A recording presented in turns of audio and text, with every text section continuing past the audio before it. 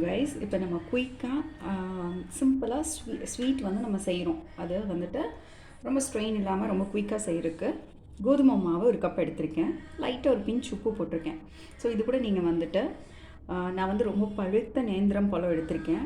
2 பழம் நல்லா கிரைண்ட் பண்ணி நல்லா பேஸ்ட் மாதிரி பண்ணி வச்சுருக்கேன்.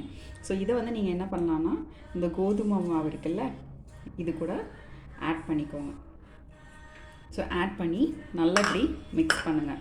ஸோ இன்னும் ரொம்ப டேஸ்டியாக நல்லா இருக்கணும் அப்படின்னா கொஞ்சம் கூட தேங்காய் போட்டுக்கோங்க. தேங்காய் துருவினதை கொஞ்சம் ஆட் பண்ணிக்கிட்டிங்கன்னா டேஸ்ட் ரொம்ப நல்லாயிருக்கும், எக்ஸ்ட்ரீமாக இருக்கும். உங்களுக்கு ரொம்ப பிடிக்கும் நிஜமாக. ஸோ ட்ரை பண்ணி பாருங்கள், மிஸ் பண்ணிடாதீங்க.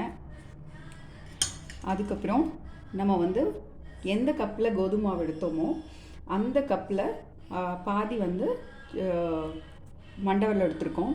ஸோ அதை பாகு காய்ச்சி வச்சுருக்கேன். ஸோ இதை நம்ம என்ன செய்கிறோன்னா இது கூட ஆட் பண்ணுறோம். ஸோ ஆட் பண்ணி மாவை நம்ம வந்துட்டு நல்லா மிக்ஸ் பண்ணணும்.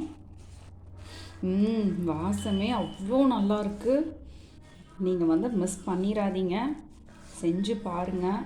ரொம்ப பெரிய விஷயம்லாம் இல்லை. வீட்டில் இருக்க கோதுமை மாவு, பழம், தேங்காய், அப்புறம் மண்டவெல்லம், இவ்வளோதான். நீங்கள் பெருசாக எதுவும் வந்துட்டு வாங்கணும் செய்யணும் அப்படிங்கிறதுலாம் எதுவும் இல்லை. இப்போ கூட நீங்கள் பார்த்தோன்னே வீட்டில் இருக்க பொருள் வச்சு வீட்டில் இருக்கவங்களுக்கு இதை செஞ்சு கொடுத்தீங்கன்னா ரொம்ப டேஸ்டியாக குட்டீஸ்களுக்கு ரொம்ப பிடிச்சிரும். கொஞ்சம் உங்களுக்கு தேவைன்னா மறுபடியும் நீ கொஞ்சம் பாகு ஊற்றிக்கலாம், இல்லைன்னா கொஞ்சம் தண்ணி கூட ஊற்றிக்கலாம். நான் கொஞ்சம் பாகு ஊற்றிக்கிறேன், மண்டவெல்லத்தோட பாகு.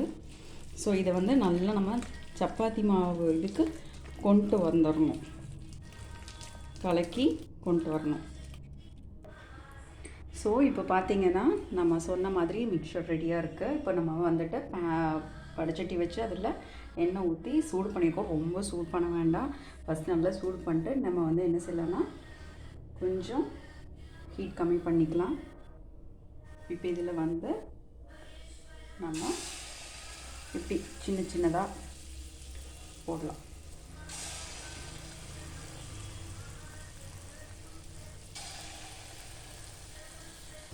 பாருங்கள், நல்லா வந்து வருது. ரொம்ப கருக விட்டுறாதீங்க, திருப்பி போடுங்க. நல்லா கொஞ்சம் வேகட்டும். நல்ல கலர் கோல்டனில் சூப்பராக இருக்குது பார்க்குறக்கே. எம்மி.